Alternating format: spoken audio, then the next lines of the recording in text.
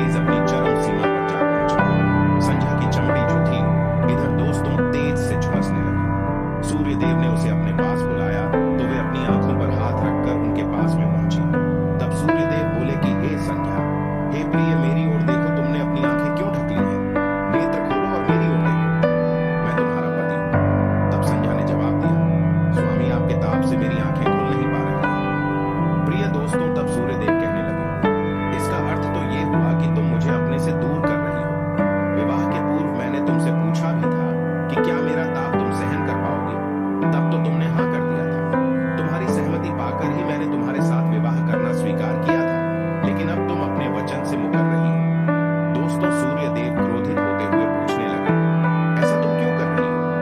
तब संध्या ने कहा कि स्वामी, इसमें मेरा कोई दोष नहीं है। आपका ताप ही इतना प्रखर है कि मैं उस ताप के सामने बिल्कुल चली जा रही हूँ। प्रिय दोस्तों, ये सुनकर के सूर्यदेव और भी कुपित हो उठे, बोले, सुनो संध्या, प्राणवान वस्तुओं को जीवित रखने वाला मैं ही हूँ, परंतु तुमने मेरी ओर से आंखें बंद कर ली हैं। अतः तुम्हारे गर्भ से जो बालक उत्पन्न होगा वह यम होगा। यम अर्थात मृत्यु का देवता होगा। प्रिय दोस्तों, संध्या वहां से भाग जाना चाहती थी, लेकिन बच्चों का मोह उसे विवश किए हुए था, इसलिए वहां से वो भागने में असमर्थ थी, जा नहीं पा रही थी। इधर दोस्तों, तभी संध्या ने एक अपने रूप वाली छाया स्त्री को बनाया और उसका नाम भी छाया पड़ा, जो हूबहू संध्या की ही प्रतिलिपि थी, यानी उसकी तरह बिल्कुल सेम थी। वो ही सूरत थी, वो ही मूरत थी, और उसने इस विषय में छाया से मदद लेने का निश्चय किया। उसने छाया को बुलाया और अपनी समस्या बताई। सुनकर छाया बोली, मुझे क्या करना होगा? हे बहन, बताइए क्या आदेश है? जवाब दिया, तुम संध्या बनकर मेरे पति के पास जाओ और उनकी पत्नी और मेरे बच्चों की मां बनकर वहीं रहो। दोस्तों, तब वे छाया कहने लगी कि हे बहन भाई, यदि उन्होंने मुझसे पूछा कि तो मैं क्या बताऊं? जवाब दिया तो तुम कहना कि मैं संध्या हूं, परंतु भेद मत खोलना। छाया ने कहा, ये मैं सब कर लूंगी, लेकिन मेरी एक शर्त है सूर्यदेव, कभी मुझ पर बिगड़े या श्राप देने लगे तो मैं सारा भेद खोल दूंगी। दोस्तों, तब संध्या ने कहा, ठीक है छाया, अब जाओ और मेरे बच्चों को संभालो।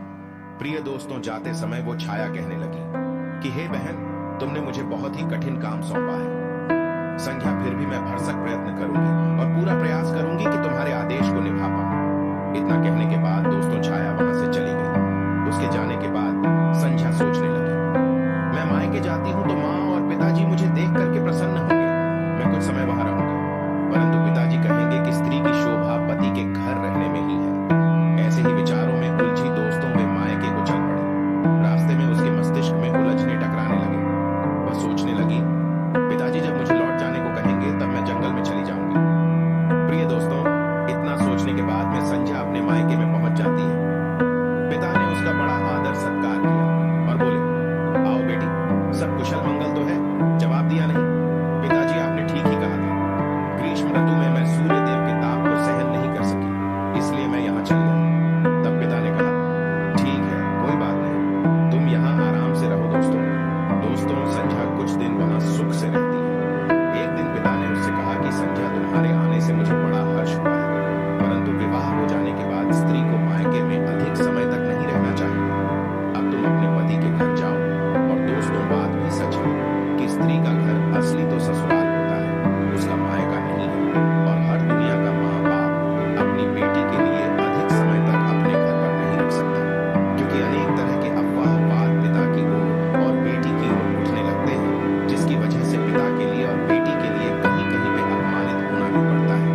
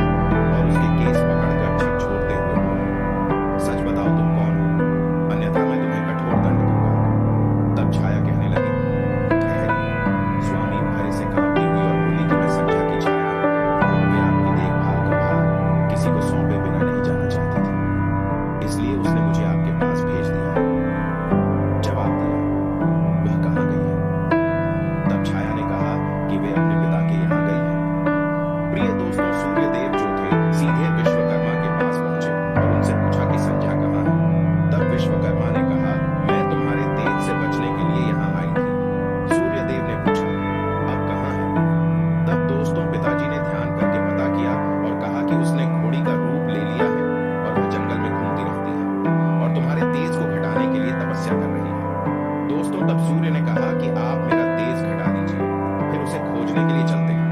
दोस्तों, विश्वकर्मा ने सूर्यदेव के तेज का 8वां भाग छांट दिया, जिससे उनका तेज घट गया। फिर वे संध्या को खोजने निकल चले। उन्होंने राहगीर से पूछताछ की, तुमने इधर कहीं घोड़ी को देखा है? किसी ने बताया, हाँ, एक विलक्षण घोड़ी को हमने नदी के पास विचरण करते देखा है। फिर सूर्यदेव ने पूछा कि उसमें विलक्षण क्या बात है? हे राहगीरों, मुझे सही सही बताओ। तब कहा कि वह घोड़ी मानवी भाषा में बोलती है।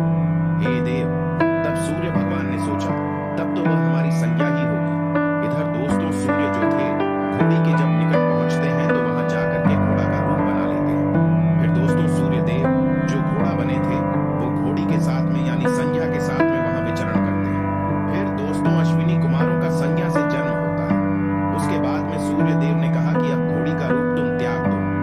तब घोड़ी बनी संज्ञा ने उत्तर दिया कि जब तक मेरी मनोकामना पूरी नहीं होगी, मैं ये रूप नहीं त्यागूंगी। प्रिय दोस्तों, सूर्य भगवान कहते हैं कि तुम्हारी मनोकामना तो पूरी भी हो गई।